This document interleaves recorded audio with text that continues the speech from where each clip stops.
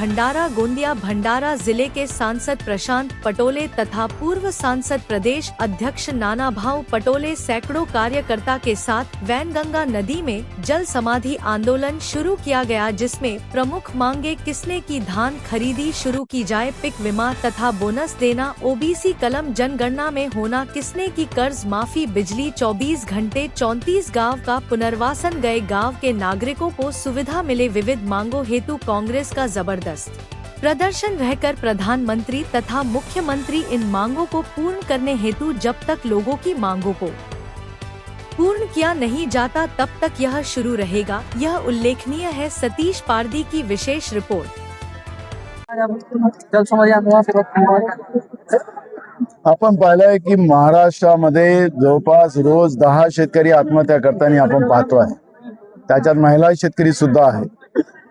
केंद्राच्या नरेंद्र मोदीच्या भाजपच्या सरकारचं चुकीचं धोरण आणि राज्यातल्या फडणवीसच्या भाजपच्या सरकारचं धोरण हे सरकार विरोधी आहे आणि त्याचा परिणाम आपण पाहतोय। आम्ही भंडारा गोंदिया जिल्ह्याच्या शेतकऱ्यांच्या वतीने हा मोर्चा या ठिकाणी होत आहे। काँग्रेस कमिटीच्या वतीने हा मोर्चा होते। यामध्ये आमच्याकडे धान पिकते, धानाला लिमिट देऊन व्यापाऱ्यांच्या दावणीला शेतकऱ्याला बांधण्याचं पाप केंद्रातल्या आणि राज्याच्या भाजपच्या सरकारने केलेला आहे आणि त्याचा परिणाम आम्ही भोगतोय। त्यामुळे शेतकरी पावसाळ्यात पिकवलेल्या धानाला अजूनपर्यंत पैसे मिळाले नाहीत, तो धान मोजला गेला नाही। आता उन्हाळीचा धान आला, त्याची चिंता वेगळी आहे। मक्याचा प्रश्न आहे। काँग्रेसच्या काळात या सगळ्या व्यवस्थेला कुठली लिमिट नव्हती। शेतकऱ्यांनी पिकवलेला एकूण एक दाना घेतला जात होता, पण भाजपचं सरकार आल्यापासून शेतकऱ्यांना वाऱ्यावर सोडलं गेलं आणि त्याचप्रमाणे महागाईचा उच्चांक ज्या पद्धतीने वाढलेला आहे त्याचा परिणाम आता सर्वसामान्य लोकांना भोगावा लागतंय।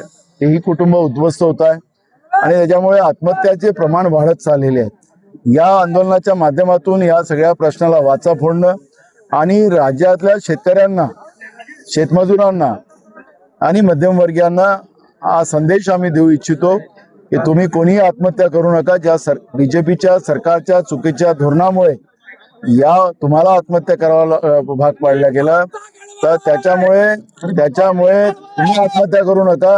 काँग्रेस तुमच्या पाठीशी आहे। ज्या सरकारच्या बीजेपीच्या चुकीच्या धोरणामुळे हे आत्महत्याची वेळ आली, यामध्ये आपण या सरकारलाच आता आत्महत्या करायला भविष्यात पाडू, पण तुम्ही आत्महत्या करू नका। आम्ही तुमच्या पाठीशी आहोत हा संदेश काँग्रेसच्या वतीने या ठिकाणी देण्याचा प्रयत्न आम्ही करतोय।